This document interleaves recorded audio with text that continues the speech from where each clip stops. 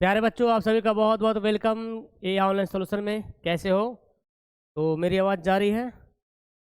आइए क्लास को शुरू करते हैं। और आज इस क्लास में हम लोग बहुत ही इंपॉर्टेंट टॉपिक पढ़ने वाले हैं जिसका नाम है मैथ। मैथ का नाम सुन के बच्चों को डर भी लगता है कि भाई मैथ में पता नहीं क्या होगा, लेकिन हम सारे बच्चों को कहते हैं भाई कि अगर मैथ में डर लगता है तो मेरे क्लास को ज्वाइन कीजिए। और यकीनन अगर आप कंटिन्यू क्लास करोगे ना तो मैथ से डर खत्म हो जाएगा, डर का डर खत्म हो जाएगा। ठीक है ना? और इस वीडियो में बच्चों हम लोग पढ़ने वाले हैं मैथ का ऑब्जेक्टिव पढ़ेंगे। जो आपके भाई बहन जो होंगे, जो 27 में एग्जाम देने वाले होंगे, जो आपके जान पहचान रिलेटिव्स जो भी है, उनको अगर अपने एग्जाम से पहले अगर जुड़वाते हो 499 में जुड़ जाएगा, अभी ऑफर में है। ठीक है ना? ये नंबर पे कॉल करके जुड़वा सकते हैं। शुरू करते हैं क्लास को भाई। और क्रैश कोर्स हमारा चल रहा है, ये आप ले सकते हैं जिसका पढ़ाई नहीं हो पाया। और ये उर्दू हिंदी की किताब है, प्रैक्टिस सेट की किताब है। हमारे व्हाट्सअप चैनल पे ज्वाइन हो सकते हैं आप लोग, जहाँ से आपका इन्फॉर्मेशन मिलती रहे, क्लास वगैरह का इंपॉर्टेंट टॉपिक वगैरह भी मिलते रहता है। और ये हमारा है एप्लीकेशन। चलिए तो मैथ का क्वेश्चन से शुरू करते हैं। क्वेश्चन आपको दिख रहा होगा? Very good. आप सारे बच्चों को क्वेश्चन दिख रहा है? चलिए कॉपी निकालिए, एकदम दिल से पढ़िए भाई, है ना? टेंशन नहीं लीजिए, आप लोग को एकदम समझ लीजिए कि ये आपका प्रैक्टिस सेट है। 80 नंबर का प्रैक्टिस सेट है, ठीक है ना? 50 ऑब्जेक्टिव का है और 15 नंबर 30 जो है सब्जेक्टिव। 80 नंबर का प्रैक्टिस सेट है। कॉपी निकाल लीजिए और बनाइए। और गलती को गिनते रहिए कितना गलती बना रहे हैं, ठीक है ना? इससे आपके अंदर में कॉन्फिडेंस आएगा। आपको लगता है ना कि सर हम पढ़ तो रहे लेकिन हम समझ में नहीं आ रहा कि कितना कितना पढ़े हैं। तो इसको सही करने के लिए, कॉन्फिडेंस को बढ़ाने के लिए आप कॉपी निकालिए और देखिए कितना सही बना रहे हैं, कितना गलत बना रहे हैं। ठीक है? चलिए ओके। सबसे पहला सवाल है 4x प्लस पी वाई बराबर 8 बराबर 4x plus P Y plus 8 बराबर 0, 2x प्लस 2y प्लस 2 बराबर 0 में p के किस मान के लिए अद्वितीय हल है? अद्वितीय हल कैसे होता है प्यारे बच्चों? अद्वितीय हल आपको निकालना है। क्या निकालना है? अद्वितीय हल निकालना भाई। Very good. अद्वितीय हल में क्या कंडीशन होता है बच्चों? कि a1 by a2 not equal to b1 by b2 होता है। ठीक है ना? a1 बाई a2, a1 कितना है देखिए ध्यान से, ये पहला समीकरण है और ये दूसरा समीकरण है। ठीक है ना? तो इसमें a1 हो जाएगा 4, b1 हो जाएगा p, c1 हो जाएगा 8, a2 हो जाएगा 2, b2 हो जाएगा 2, c2 हो जाएगा 2। तो a1 है 4 और a2 है 2, नॉट इक्वल टू b1 है p और b2 है कितना 2। अब यहाँ से क्या हो जाएगा? क्रॉस गुना, यहाँ से काटो ना, काटो, 2 दूना 4। तो p बराबर क्या होगा? p is not equal to 2 दूना 4। यहाँ पे नॉट इक्वल टू आएगा, ठीक है ना? ऑप्शन मिस्टेक है। p is not equal to option number B. B बिल्कुल सही जवाब हो गया। ओके, एक नंबर आपके पॉकेट में। यदि 0.3x माइनस 0.37 ये बराबर 0.37 माइनस 0.3x, तो x का मान क्या होगा? इस क्वेश्चन को आपने शायद आपने बनाया होगा। पता है इसका वैल्यू क्या होगा? अब ये समीकरण है भाई, कुछ करना नहीं है। क्या है? समीकरण है। तो यहाँ पे क्या करेंगे?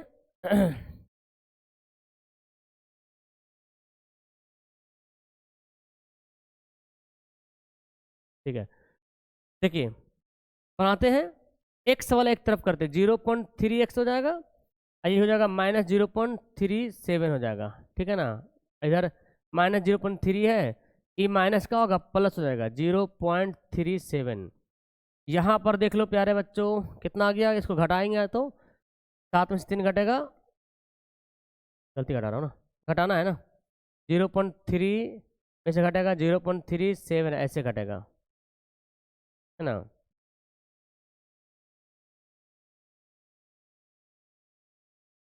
उल्टा मैं लिख दिया हूँ, माइनस है ना। अच्छा, माइनस वाले ये हैं, ठीक है। तो -0.07 हो जाएगा एक्स से, ठीक है ना? और यहाँ घटाएंगे तो यहाँ भी वैसे होगा माइनस 0 पॉइंट, ये प्लस होगा, सॉरी ये प्लस होगा 0.07। और यहाँ से देखिए एक बार में कट जाएगा 0.07 एक बार में, ये माइनस उधर चल जाएगा तो क्या हो जाएगा? -1 हो जाएगा। यही आपका सही जवाब है, -1। वेरी गुड, ठीक है। -1 आपका बिल्कुल सही जवाब है। चलिए अगला पढ़ते हैं बच्चों। हाँ, आवाज़ जा रही है ना, ठीक ठाक है, नेटवर्क कोई दिक्कत तो नहीं? चलो सुजीत कुमार, चलिए बनाइए, नाम तो बाद में लेते रहेंगे, पहले पढ़ लीजिए। अगर y बराबर 3 हो तो इसका आलेख क्या होगा? क्या होगा बच्चों? अगर y का मान 3 दे दिया जाए तो इसका ग्राफ क्या होता है? तो ग्राफ क्या होगा? देखो ये है ग्राफ, ठीक है ना। तो अगर y का मान 3 हो, y का मान कितना हो? 3 हो, 1 2 3, देखिए y 1 है, 2 है, 3, अगर y का मान 3 है तो इसका ग्राफ अगर खींचना है तो क्या करेंगे? यहाँ पर ऐसे खींचना होगा ग्राफ। तो ये ग्राफ जो जाएगा x के समांतर जाएगा, तो क्या हो जाएगा आंसर? x के समांतर। अगला सवाल है, समीकरण x माइनस 2y बराबर 4 है तो इसका कौन हल होगा? हल बताना, कौन सा हल इस क्वेश्चन में सेट होने वाला है। तो हम कैसे निकालेंगे? तो ऑप्शन को फिट करेंगे, क्योंकि आपको पता है दो चर वाले रैखिक समीकरण के अनगिनत हल होते हैं, अनगिनत हल होते हैं, ठीक है ना, बहुत हल होते हैं। तो यहाँ पे अगर अपने से बनाएंगे तो उल्टा पुल्टा आंसर आ जाएगा, हम इसके अनुसार से बनाएंगे। इसका मान इसमें रख के देखिए 4 आना चाहिए, तो देखो यहाँ पे रखेंगे, x से है 4, y 0 है, 4 हो जाएगा, x जहाँ पे 4 हो जाएगा और y जहाँ पे क्या हो जाएगा? 0 हो जाएगा। 4 माइनस 0 क्या हो जाएगा? 4। तो यही वाला सही जवाब है ना, 40 इसका हल हो जाएगा, 40, ठीक है। Very good. आगे है, एक आदमी 24 मीटर पश्चिम जाता है, पुनः 10 मीटर उत्तर जाता है, अब वो अपने प्रारंभिक बिंदु से कितनी दूरी पर है? बताइए। मैथ का नाम सुन के तो कपकपी आ जाता सबका बदन में, है ना, पढ़ने का मन ही नहीं करता बच्चों को मैथ का क्वेश्चन, और मैथ से भी डर लगता है भाई। तो जिससे डर लगता है उसी को तो पढ़ना है, डर को भगाने में ही डर को पढ़ना पड़ेगा। डर के आगे जीत है, सुना कि नहीं? जो डरता है वो मरता है, डर के आगे जीत है। डरोगे तो कुछ नहीं कर पाओगे, और डर का अगर सामना कर लिए तो आप जीत जाओगे 100%। एक आदमी 24 मीटर जाता पश्चिम, माने आदमी में खड़ा है, 24 मीटर इधर गया पश्चिम, उत्तर होता ऊपर होता है, उत्तर ऊपर की ओर उत्तर होता है ना, ऊपर कितना गया? 10 मीटर गया उत्तर, ठीक है ना। तो बोला कि अब वह आदमी अपने प्रारंभिक बिंदु से कितनी दूरी पे है? पहले यहाँ पे था, अब यहाँ पे है, कितनी दूरी पे है? तो देखिए ये क्या हुआ, एक पाइथागोरस का नियम बन रहा। यस, तो यहाँ पे लंब है और आधार है, करने कैसे निकालेंगे? 10 का स्क्वायर करेंगे और 24 का स्क्वायर करके ओवररूट करेंगे। 10 का स्क्वायर 100 होगा, 24 का होगा कितना होगा? 576 ना जी।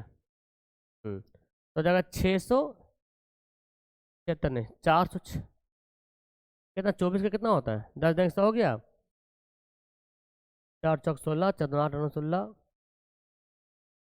8 16 1 17 7 बचा 1, 576, तो जाएगा 676 भाई। तो 676 26 का है क्या जी? 26 का वर्गमूल है ना, 26 का वर्गमूल है। चलिए वेरी गुड, आगे बढ़ते हैं। जब टेलीफोन स्तंभ की ऊंचाई और उसकी छाया की लंबाई का अनुपात √3:1 है तो उसका उन्नयन कोण कितना डिग्री होगा? कितना डिग्री होगा उन्नयन कोण भाई? देखिए टेलीफोन स्तंभ की ऊंचाई, ये टेलीफोन है, ये आधार इसका है, तो बोलता टेलीफोन स्तंभ की ऊंचाई और उसकी छाया की लंबाई का अनुपात √3:1 है। तो ये टेलीफोन है, इसका अनुपात कितना है? √3, और इसका अनुपात आधार का अनुपात 1 है। तो बोलता है कि इसका जो उन्नयन कोण कितना होगा? लंब बटे आधार किस में आता है? टैन में आता है, तो लिखेंगे टैन थीटा बराबर लंब बटे आधार, ये लंब है और आधार है, ठीक है ना। तो ये टैन √3 किसके बराबर होता है? टैन 60 डिग्री बराबर होता है √3, टैन टैन कटेगा, थीटा बराबर क्या हो जाएगा? 60 डिग्री, 60 डिग्री के बराबर होगा। वेरी गुड,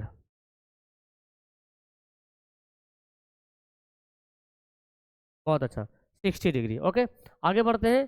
त्रिभुज समकोण त्रिभुज ए बी सी में ए बी बराबर 8 सेंटीमीटर है, बी ए सी 60 डिग्री है, समकोण ट्रायंगल है देखिए, और यहाँ पे बी ए सी, चलिए ए बी सी, तो ए बी हो गया, A B C, A B है 8 सेंटीमीटर बच्चों, बी सी ए 30 डिग्री है, बी सी ए ये वाला कितना है? 30 डिग्री है। तब क्या निकालना? अच्छा तब ये निकालना होगा, और क्या ये कितना होगा बताइए? कितना होगा? ये तो 90 डिग्री है, तब को निकालने बोल रहा होगा। बी ए सी है ना, कौन बी ए सी का मान कितना होगा? कितना होगा बच्चों?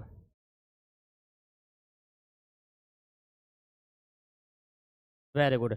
तो देखिए इस त्रिभुज का ये 90 डिग्री एंगल है, कितना है 90 डिग्री। एक त्रिभुज में 180 डिग्री होता है, तो एक एंगल यहाँ पे 90 डिग्री हो गया, बचा है 90 डिग्री।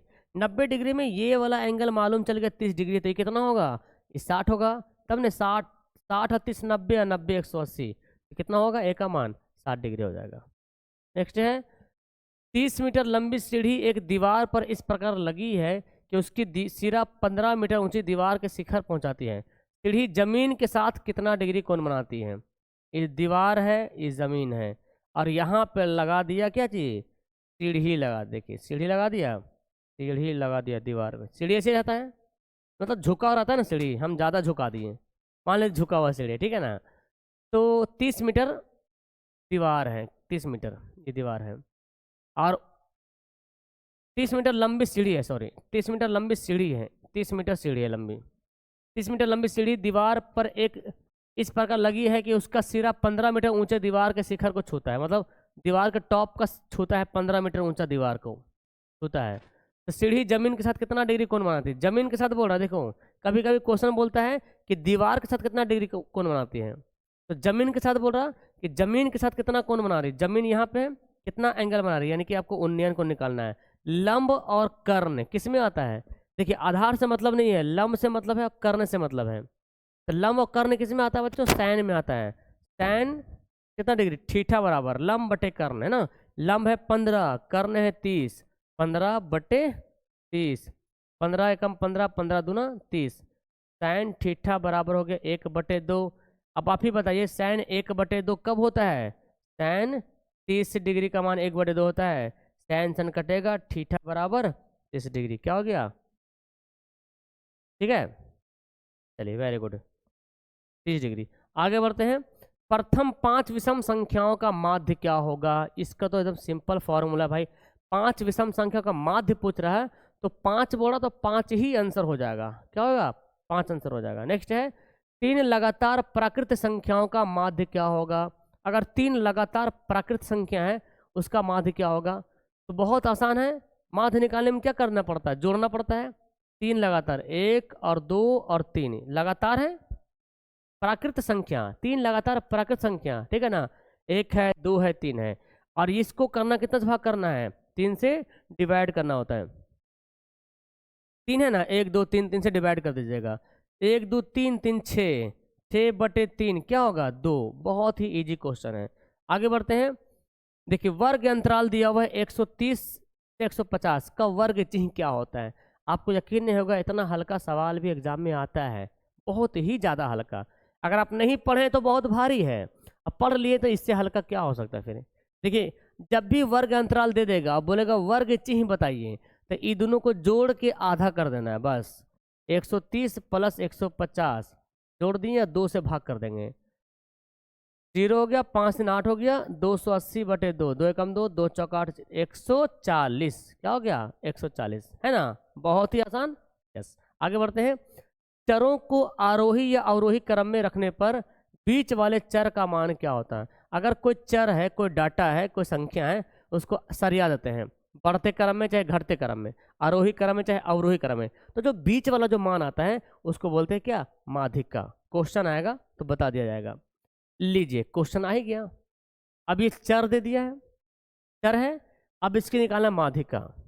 तो सवाल क्या बोला गया, चरों को आरोही या अवरोही क्रम सजाने पर बीच का मान माध्यिका होगा।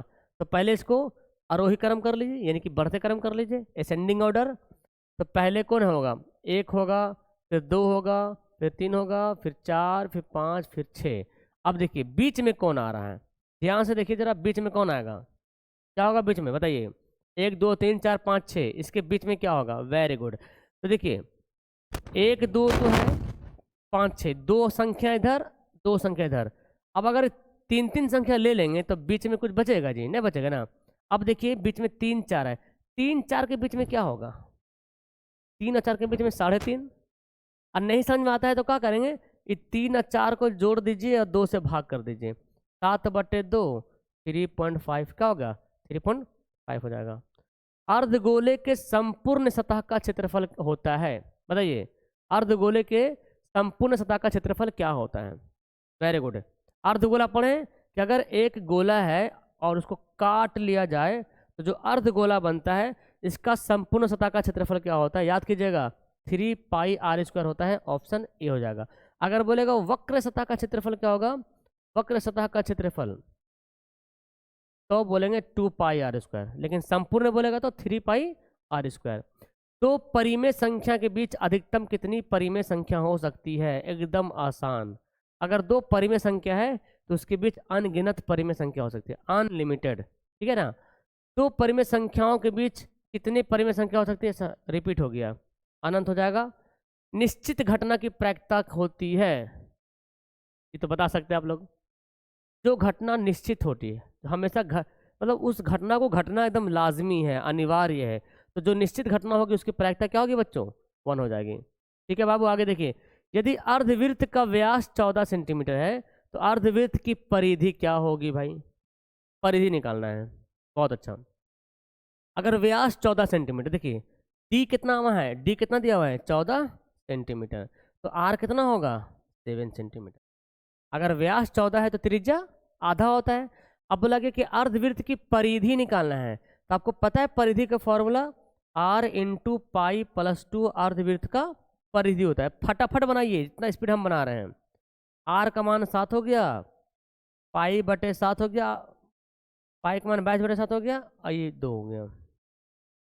ये देखिए अंदर भिन्न का जोड़ हो जाएगा, 7 दूना 14, यहाँ पे 7 काट दीजिए, 7 काट देंगे तो 22 14 कितना हो गया, 22 और 14 हो जाएगा 36 सेंटीमीटर। क्या हो जाएगा 36 सेंटीमीटर। अर्धवृत्त की परिधि हो जाएगा 36 सेंटीमीटर। आगे बढ़ते हैं, 44 नहीं, रटा हुआ आंसर मार रहे हो क्या।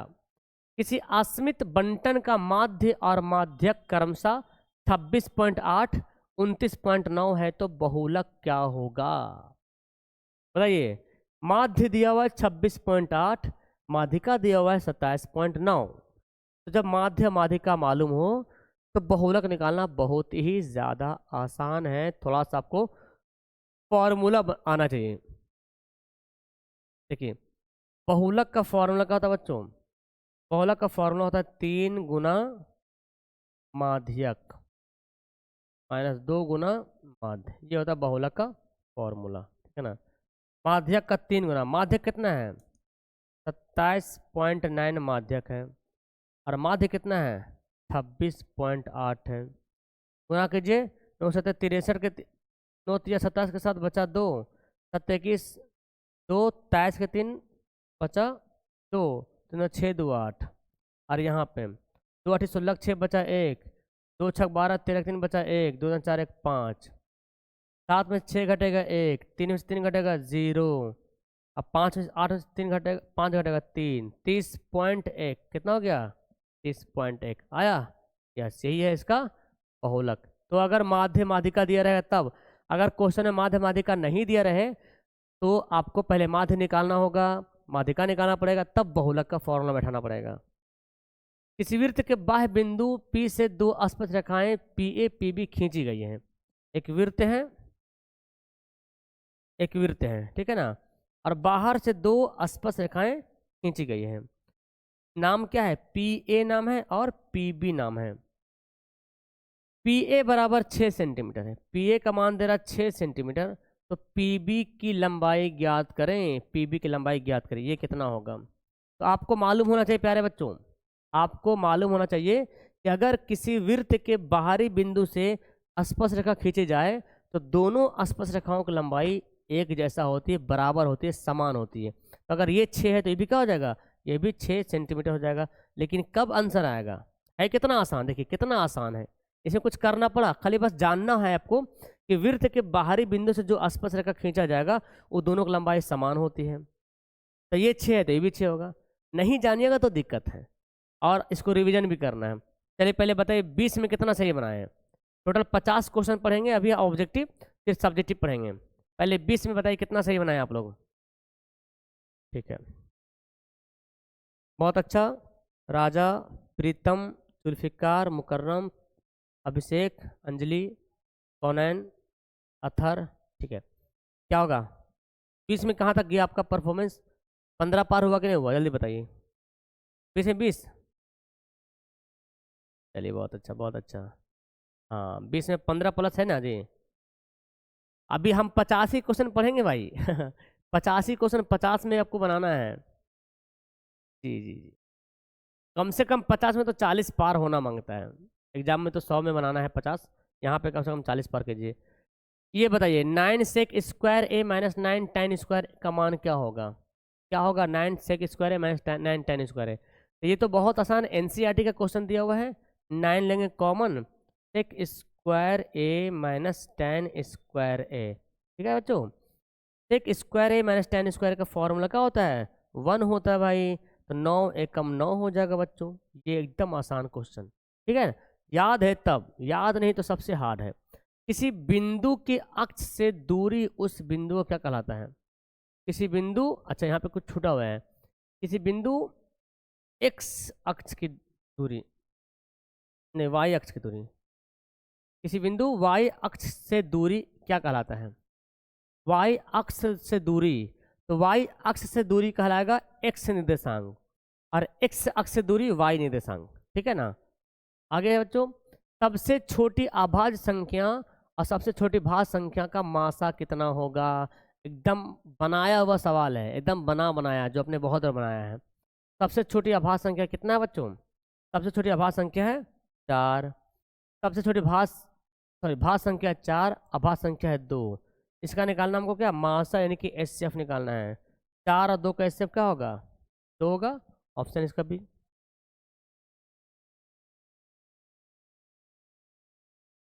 चलिए आगे बढ़ते हैं। नेक्स्ट है 15 कॉट थीटा बराबर 8 हो तो साइन थीटा का मान कितना होगा? बताइए, सारे बच्चे बताएंगे। वेरी गुड, बहुत अच्छा।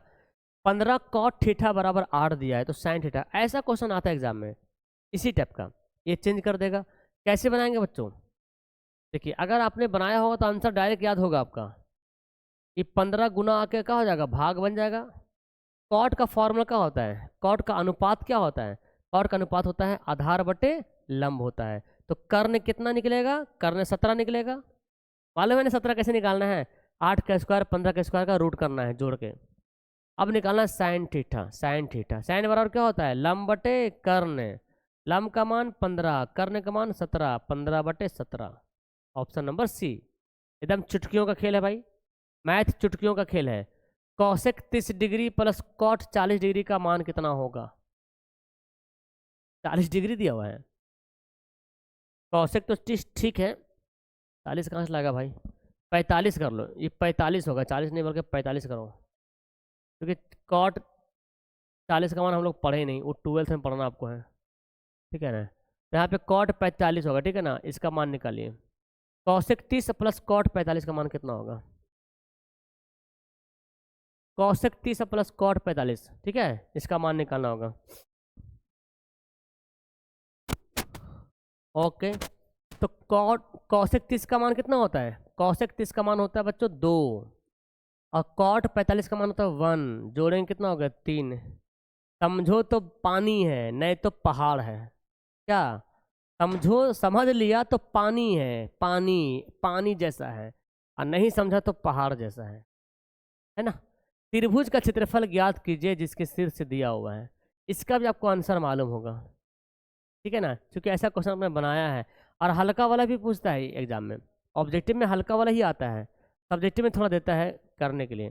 देखिए त्रिभुज का क्षेत्रफल आपको निकालना है। अगर 3 बिंदु दिया हो तो कैसे निकालेंगे? इसका सूत्र होता है 1/2, 1 2 3, 2 3 1, 3 1 2, ये है इसका सूत्र, फॉर्मूला।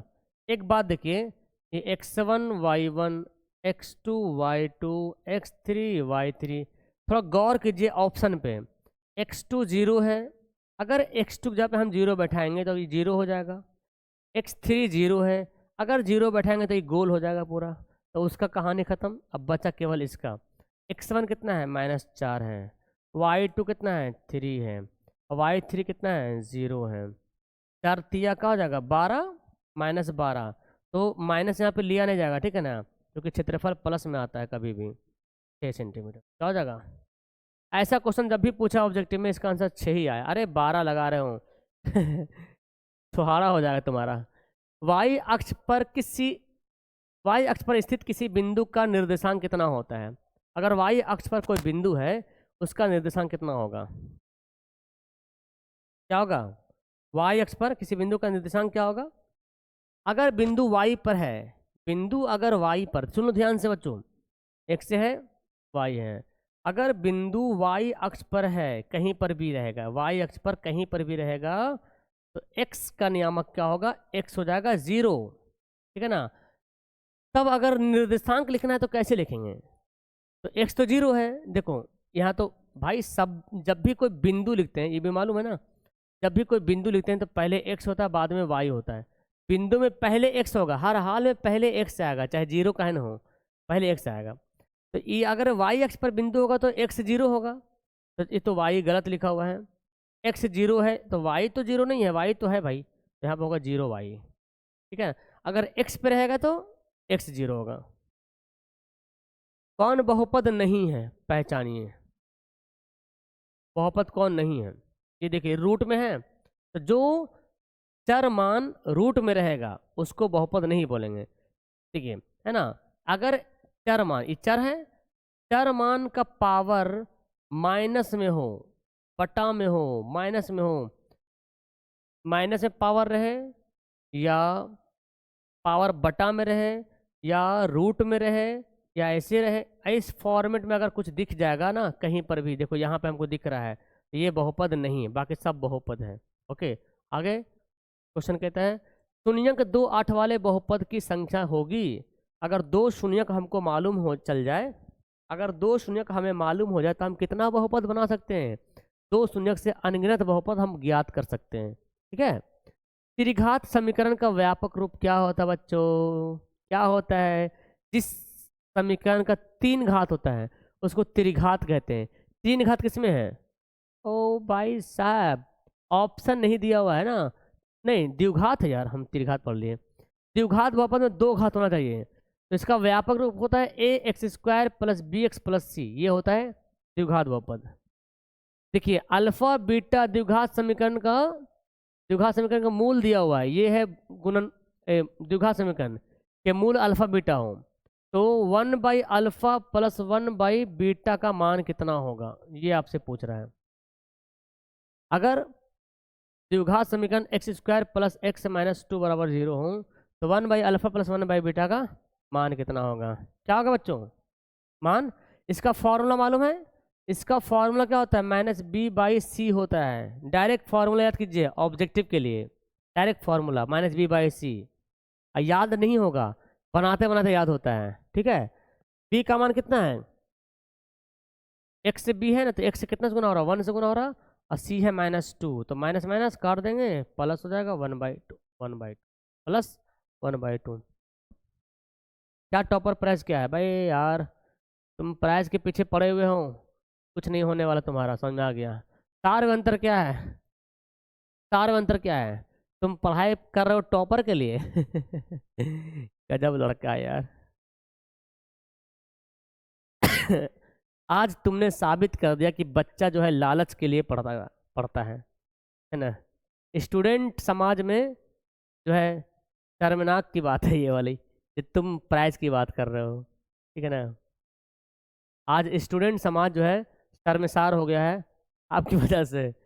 बच्चा प्राइज के लिए पढ़ता है भाई, हाँ जी सही बात है। क्या क्या बच्चा लालच के लिए पढ़ता है कि हमें लैपटॉप मिलेगा, प्राइज मिलेगा असल में पढ़ाई का मकसद है हमें अच्छा इंसान बनना, हमें कामयाबी हासिल करना। कामयाबी रहेगी तो झक मार के आएगी तुम्हारे पास प्राइज गिफ्ट, ठीक है ना। इसका चक्कर मत रहिए, पढ़िए खाली। चलिए बहुत अच्छा तो बोला कि कौन सार्वंतर होगा, तो 1 में से 3 घटा देंगे, 1 में से 3 घटाइए कितना आएगा? -2 आएगा, सार्वंतर हो जाएगा। नेक्स्ट है कौन समांतर श्रेणी नहीं है? मोस्ट इंपोर्टेंट क्वेश्चन, बहुत इजी क्वेश्चन। समांतर श्रेणी में कौन नहीं है बच्चों? देखिए ये वाला इस फॉर्मेट में रहेगा तो समांतर श्रेणी में नहीं होगा, है ना। समांतर श्रेणी इसको नहीं बोलेंगे चलिए आगे बढ़ते हैं। यदि 2 समरूप त्रिभुजों के क्षेत्रफलों का अनुपात 64:121 है, तो संगत भुजाओं का अनुपात कितना होगा? हंस के बनाइए जल्दी से, फटाफट।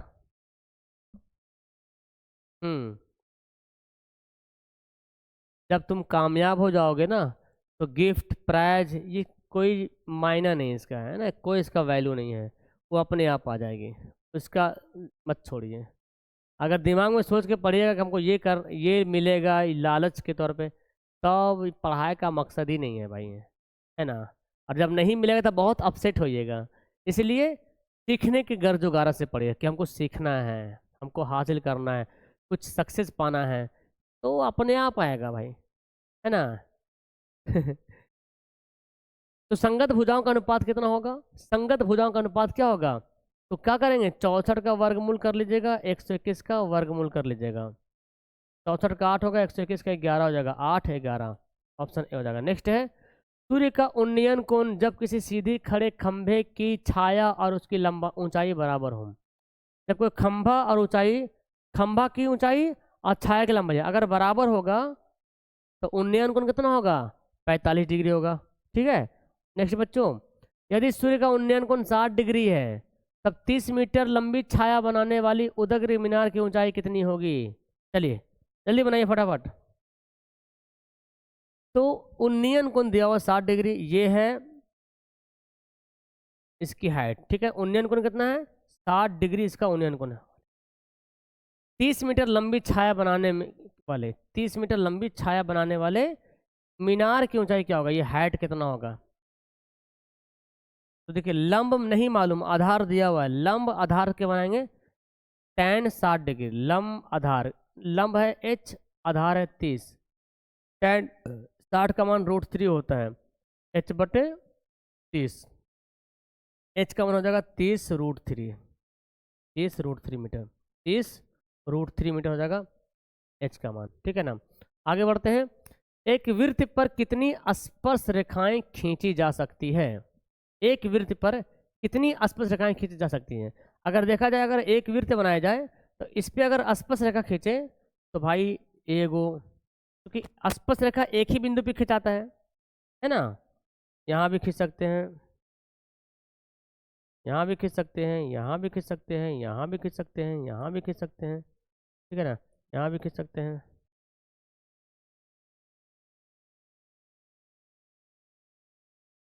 बहुत सारा खींच सकते हैं, बहुत सारा, एक वृत्त पर हम अनगिनत। लेकिन अगर सवाल बोलेगा बच्चों कि एक वृत्त के एक बिंदु पर कितने खींच सकते हैं? एक बिंदु पर, ठीक है, एक बिंदु पे तो एक होगा। नेक्स्ट है, चक्रीय चतुर्भुज के सभी कोणों का योग कितना होता है? चक्रीय चतुर्भुज किसको बोलते हैं जी? किसे कहते हैं? अगर एक वृत्त है और इसके अंदर में कोई चतुर्भुज बना हुआ है, शर्त है कि चतुर्भुज के चारों कोना टच होना चाहिए भाई, जैसे भी बना रहे हैं। देखिए, अगर मान लो चतुर्भुज बना हुआ ऐसे, इसको भी चक्रीय चतुर्भुज बोलेंगे। वृत्त के अंदर चतुर्भुज खाली स्पर्श करेगा तो इसको भी चतुर्भुज बोलेंगे, और 360 डिग्री होता है। किसी वृत्त का क्षेत्रफल 49 पाई वर्ग सेंटीमीटर है, तो उसका व्यास कितना होगा? बिना कुछ किए कैसे टॉप करना है सर? चलो ठीक है, बिना कुछ किए ठीक है, वीडियो बना देंगे। बिना पढ़े टॉप कैसे? टॉप तो नहीं करे, बिना पढ़े तो टॉप नहीं हो पाएगा। फर्स्ट वस्ट आ सकता है ना, पास हो सकता है, बिना पढ़े कुछ पढ़ना ही नहीं है। और तुम तो पढ़ ही रहे हो यार, तुम्हारे लिए दिक्कत क्या है? ओके, तो वृत्त का क्षेत्रफल क्या होता है बच्चों? πr² होता है, 49 पाई होता है, ठीक है ना। यहाँ से पाई काट देंगे, r² बराबर होगा 49, और r का मान होगा 49 का वर्गमूल, कितना होगा? 7। तो ये तो त्रिज्या हो गया ना, व्यास पूछ रहा, तो इसका दुगना हो जाएगा, 7 दूना 14, ठीक है, 7 दूना 14, वेरी गुड। उर्दू का टेस्ट मिलेगा mocktestforyou.com, है ना। आप सारे बच्चों को एक बात मैं बताना चाहता हूँ, अगर आप लोग टेस्ट देना चाहते हो फ्री में, है ना, किसी भी सब्जेक्ट का टेस्ट देना चाहते हो, तो अपने मोबाइल के गूगल पे सर्च कर लिए mocktestforyou.com। क्या सर्च करना है? ये सर्च करना है गूगल में mocktestforyou.com, ये वाला आएगा। इसको ओपन कर लीजिएगा। यहाँ पे बिहार बोर्ड में जाने का, बिहार बोर्ड में जाने के बाद नीचे देखिए 10 12 दिया हुआ है, ठीक है ना।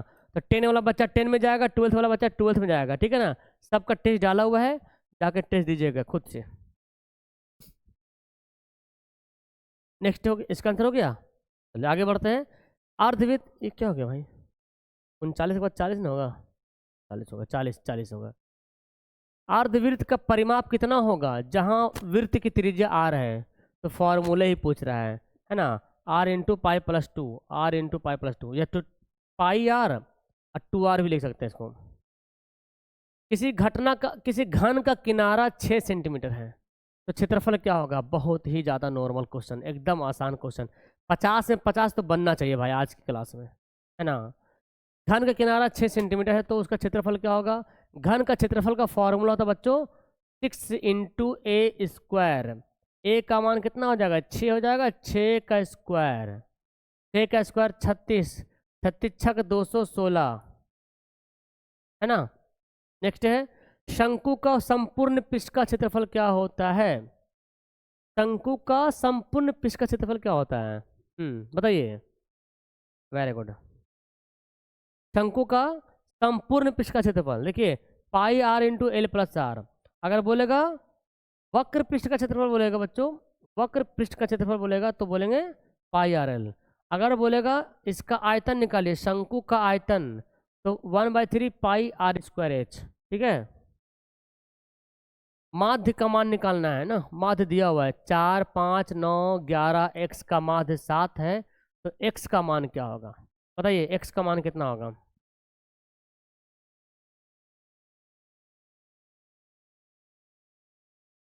क्या होगा x का मान, कैसे निकालेंगे, तो 4 + 5 + 9 + 11 + x, ठीक है। ये 5 है, 5 से भाग कर देंगे, तो टोटल को 5 से भाग करेंगे, वो क्या प्राप्त होगा, वो होगा माध्य प्राप्त होगा।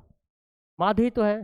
7 × 5 = 35, कितना हो गया 11 × 9 = 20, अब 20 × 9 = 29 + x, 29 घट जाएगा ना, 35 में से 29 घटेगा तो क्या होगा, 35 में से 29 घटेगा तो क्या होगा 6 से आ जाएगा, कितना 6 से आ जाएगा। ओके, ऑप्शन ए हो जाएगा। देखिए बोला कि बहुलक कितना होगा, ये क्वेश्चन है भाई, हर बच्चा के लिए क्वेश्चन एकदम आसान है। लेकिन अब 50 एक बार 2 बार 3 बार आया 50, ये हो जाएगा इसका बहुलक। माध्यिका कौन होगा बनाइए, माध्यिका निकालिए इसका जल्दी से, ठीक है। माध्यिका कैसे होगा बच्चा, इसको हम लोग को बढ़ते क्रम में लिखना है पहले, 7 8 9 10, 10 है, 11 है, 12 है और 15 है ना जी। तो देखिए बीच का कौन संख्या है, बीच वाला संख्या, 3 संख्या इधर कर लीजिए और 3 संख्या इधर कर लीजिए, बीच में क्या बचा 10, यही हो जाएगा इसका माध्यिका। जो बीच में आएगा वो क्या होगा, माध्यिका होगा। देखिए क्वेश्चन दिया माध्यक का 3 गुना, माध्य के 2 गुना का अंतर कहलाता है, अभी पढ़े थे।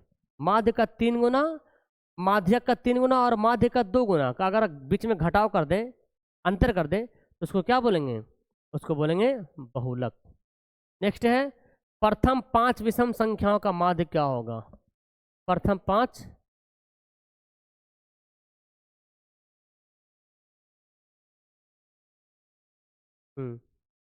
प्रथम 5 विषम संख्याओं का माध्य, तो पढ़े ना विषम संख्या का माध्य ना जी। विषम संख्या का माध्य कितना होगा, 1 + 3 + 5 + 7 + 9 / 5, 10 20 25 / 5, 5 × 5 = 25। ये क्वेश्चन पहले भी था क्या जी, एक क्वेश्चन था ना ऐसा शुरू में। दो पासों को एक साथ फेंका जाता है, दोनों पासों पर अंक 5 आने की क्या प्रक्रिया है। दो पासा, हम मान लीजिए हमारे पास 2 पासा है और दोनों को ऐसे फेंक दिए, लूडो खेलते हैं ना, ऐसे फेंके, अब बोला कि दोनों पर 5 आना चाहिए, तो दोनों पासा जब फेंकेंगे तो बहुत कम चांस है कि दोनों पर 5 आए। 36 चांस में एक चांस है कि आ सकता है, क्योंकि एक बार तो चांस है आने का, 36 बार अगर फेंकेंगे तो एक बार चांस है कि आ जाए, एक बार, कितना बार में 36 बार में 1/36, ठीक है ना। एक पासे को फेंकने पर एक अभाज्य संख्या आने की क्या प्रायिकता होगी। अब अभाज्य संख्या की प्रायिकता निकालना। अब यहाँ पे एक पासा है, एक पासा कितना है, एक पासा। तो एक पासा को फेंकेंगे तो 1 2 3 4 5 6। अब बोला कि अभाज्य संख्या आने की क्या प्रायिकता है। अभाज्य संख्या देखिए कौन है, 2 3 5, 3 और टोटल 6 हो जाएगा, 1/2 हो जाएगा, भाग करेंगे तो। और ये रहा आपका 50 नंबर। देखिए जी, दो संख्याओं का गुणनफल 2166 है, उनका मासा 19 है, लासा क्या होगा। बनाया ना ऐसा प्रश्न है, ऐसा प्रश्न आपने बनाया है, बहुत बार बनाया है, बहुत बार। लासा निकालना, एलसीएम। एलसीएम निकालने का फॉर्मूला है कि संख्याओं का गुणनफल बटे मासा। काटेंगे 114 बार में कट जाएगा। 50 क्वेश्चन यहाँ पे हम लोग कंप्लीट किए हैं। बता सकते हैं कितना बनाए आप लोग 50 क्वेश्चन में।